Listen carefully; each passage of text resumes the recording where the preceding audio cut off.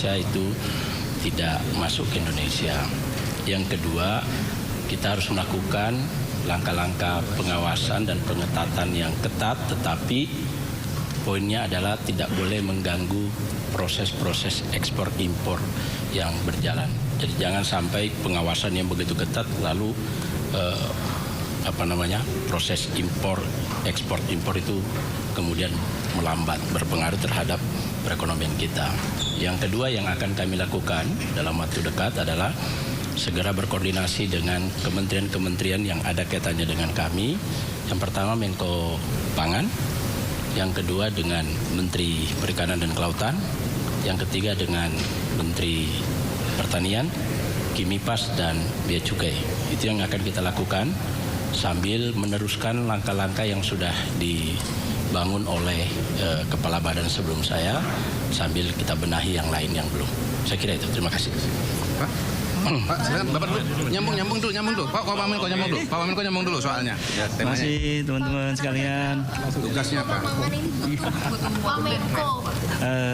Pertimbangan Bapak Presiden tentunya sangat mendalam dan sangat memperhatikan dinamika yang terjadi. Tentu penempatan kami di bawah Bapak Menko akan mendukung sepenuhnya langkah-langkah Pak Menko dalam rangka merealisasikan program-program yang menjadi program unggulan Bapak Presiden.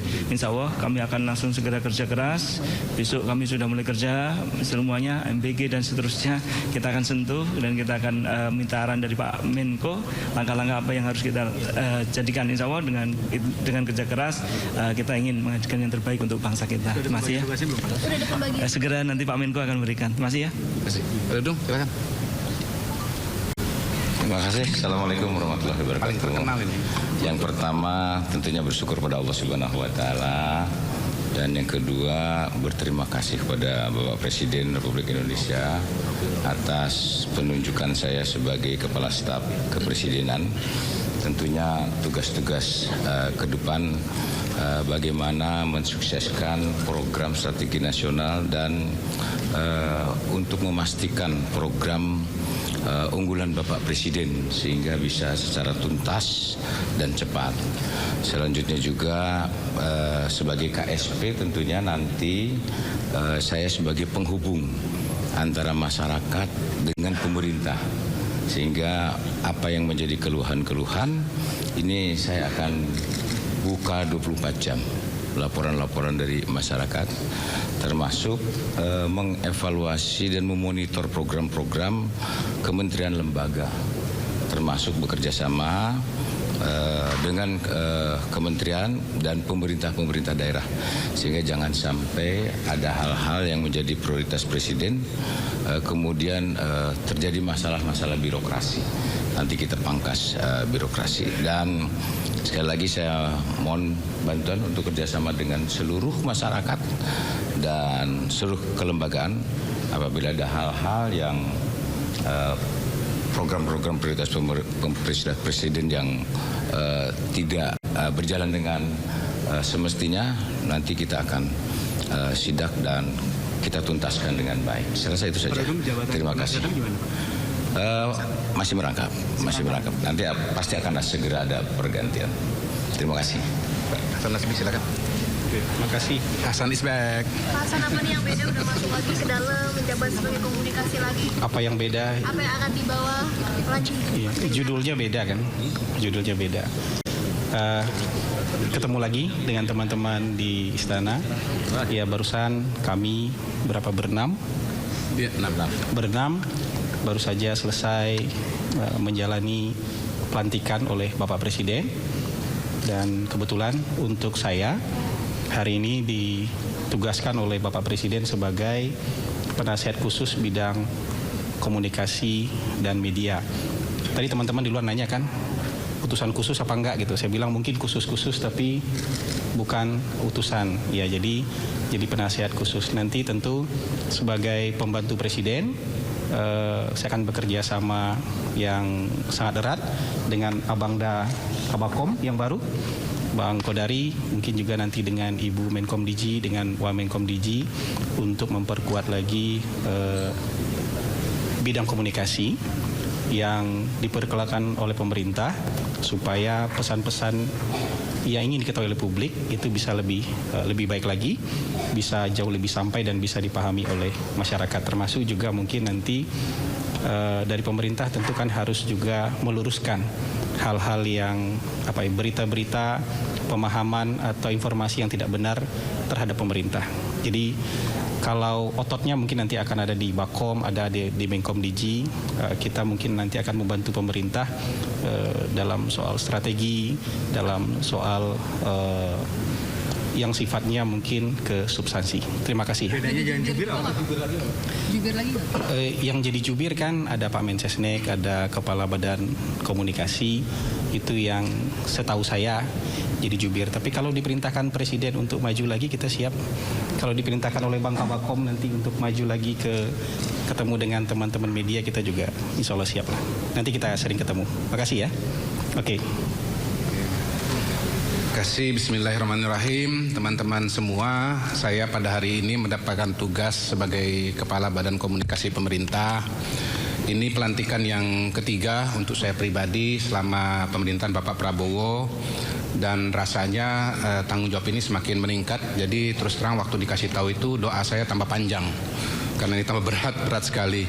Dan kenapa ini berat? Karena memang apa yang dikerjakan oleh Pak Prabowo, pemerintahan Pak Prabowo sangat banyak program-program yang harus dijelaskan latar belakangnya, sebab-sebabnya, yang pada dasarnya kalau saya baca itu adalah bagaimana negara ini memenuhi tujuannya sesuai dengan pembukaan Undang-Undang Dasar 1945, yaitu melindungi segenap bangsa Indonesia, memajukan kesejahteraan umum, mencerdaskan kehidupan bangsa, dan ikut berpartisipasi dalam ketertiban dunia.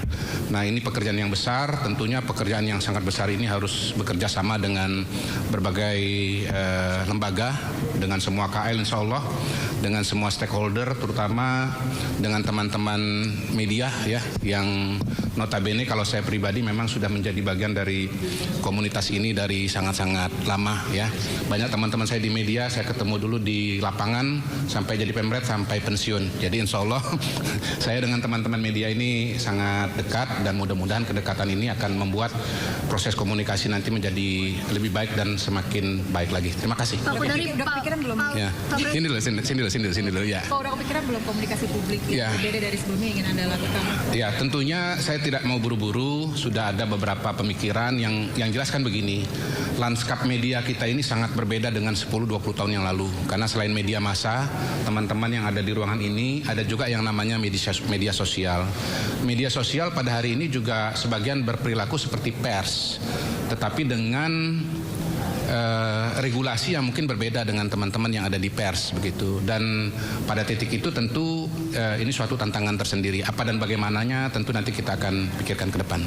Pak, dari ini Pak Presiden sudah bolak-balik ganti jabatan di bidang komunikasi. Sebenarnya yang masih PR sampai saat ini apa Pak? Kembali lagi PR terbesar itu sebetulnya ada di program Pak Prabowo yang sangat banyak, sangat masif, sangat fundamental, bahkan paradigma baru, dan karena itu memang sangat perlu sebuah kegiatan komunikasi yang amat sangat masif.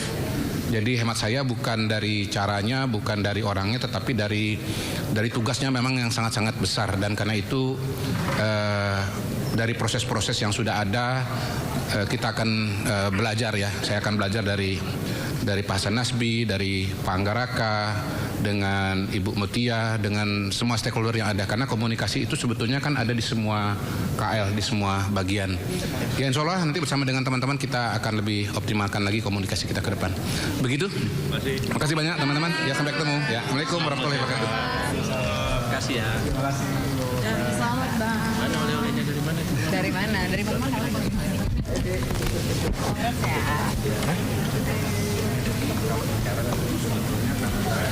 Pak Dudu, selamat ya Pak Dudu. Selamat ya Pak.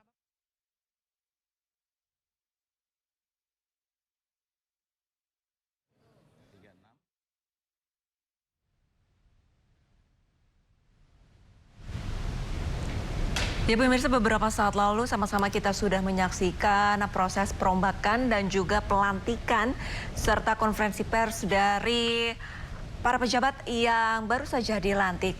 Kami masih terhubung dengan pengamat politik Indonesia, Bung Pangi Sarwi Caniago. Bung Pangi, tanggapan Anda tentang sosok-sosok yang baru saja dilantik ini bisa dikatakan jabatan baru tapi orang lama. Tanggapannya seperti apa? Ya, Mbak Lista, saya cermati nggak ada yang segar ya, pemain lama semua. Cuma ada Pak Jumur Hidayat ya, Menteri Lingkungan, yang mungkin ini bagian dari beliau sangat dekat dengan Saganda Nainggolan, dengan dengan Jumhur ini juga tokoh aktivis juga kan, dengan Rocky Gerung dan seterusnya, aktivis sosial. Jadi ini nampaknya ada perubahan dari landscape Pak Prabowo peduli soal lingkungan ya, untuk pembenahan terhadap isu-isu lingkungan, terutama kemarin itu soal hilirisasi tambang, penebangan hutan ya. Dan seterusnya itu yang kemudian itu juga menjadi prioritas Presiden Prabowo untuk memperbaiki lingkungan.